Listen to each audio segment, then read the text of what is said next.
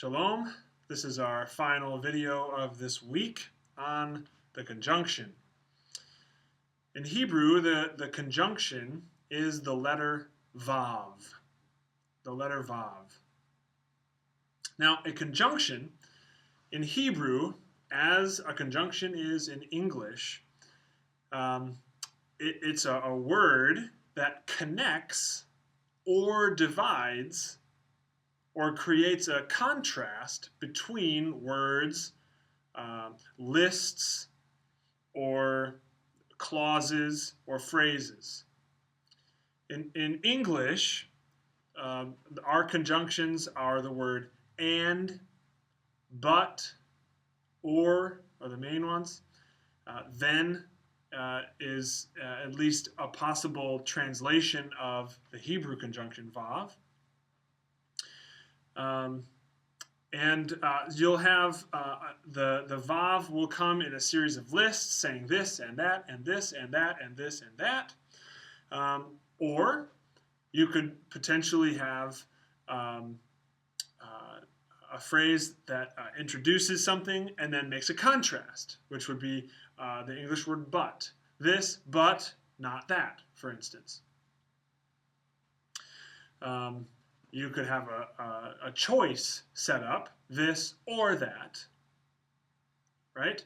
And finally, you can have a kind of sequential use of the vav, which and can function in a sequential sense, but also the word then, then, this happened, then this happened. And the conjunction vav can function in all of those ways in sentences in biblical Hebrew.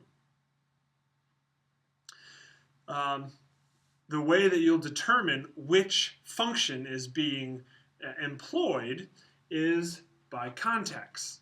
Context will determine whether you translate and, or but, or then, or. Generally, I would say 9 times out of 10, you will choose and. And is by far the most common use of the conjunction in Hebrew. But the interesting thing is, and the reason why you have to go to context, is because it's all the same in Hebrew. It's just the letter Vav. It doesn't have a certain vowel when it's but, or it isn't spelled or pointed in a certain way when it's then. It's all the same. It's just that context will determine which trajectory the conjunction, which trajectory the vav is pointing the sentence in. So let's take, for example, 2 words that are by now familiar to you. Ish,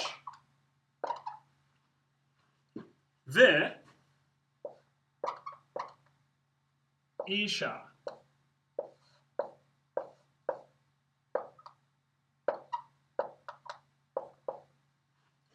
Ish v'isha. Man, the woman, right? So, in certain situations, this would be man and woman, right? For instance, if there are 2 people, for instance, walking towards someone, and one person asks the other, Mise, who's there? Who is that? The other person may respond, Ish v'isha, a man and a woman. A man and a woman, right? Because there's 2 people. One's a man, one's a woman, right? So it's and. However, if there's only one person approaching, and one person asks another, Mise, who is this? Who is that? The other person may respond, Ish v'isha, a man or a woman, and any yodea, I don't know. So there can be all kinds of different situations in which and, or, but, then would be used. But for now, my encouragement to you is, for the time being and for the next several weeks, translate the conjunction vav as the word and in English. Now, the conjunction, as I said, can be spelled one of two ways. Either just as a vav, generally pointed with a shava, or as a shurek vav, which makes the sound oo. This sound is v. This sound is oo. You may recall from the second week vowel videos, the difference between the holem vav, oh, where the dagish, the little dot is on top, oh, it makes an o sound, and when the dagish is in the middle here, in the belly, oo, shurek vav. So v and oo are the two options for the conjunction. And it will be a vav or a shurek vav depending on the surrounding sounds. So certain letters, for instance, prefer oo over v. And oo can't follow certain sounds, or v can't follow certain sounds.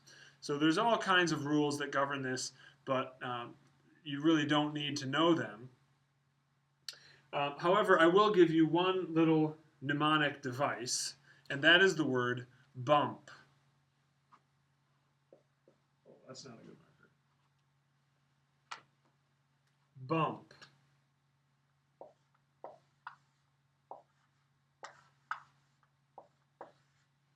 B, M, and P, standing in for bait, maim, and pay. So, the acronym BUMP suggests that the conjunction is an oo, right? The U, the conjunction is a shurek before bait, maim, and pay. So anytime the shurek, the vav, generally conjunction, precedes either a bait, maim, or pay, it will be oo. It will be a shurek. It will not be a vav before any of those three letters. Now, the vav can appear as a shurek before all kinds of other letters as well, but this is just a general rule to keep in mind. Bump. It's easy to remember, but you don't have to know all the rules surrounding that. But you do need to know that the conjunction manifests itself in two ways. Either the vav with a shava, or the shurek. Now, I say the vav with a shava because that's its basic kind of resting position. But all kinds of other things within the context of a word will dictate whether or not this remains a shava or becomes a completely different vowel. And the vowel that follows the shava will not in any way change the meaning of the conjunction. So it's not like if it's followed by a kibbutz, it'll always be then or something. It's just that the general vowel, the resting place vowel for the conjunction when it's a vav and not a shurek vav, is a shava.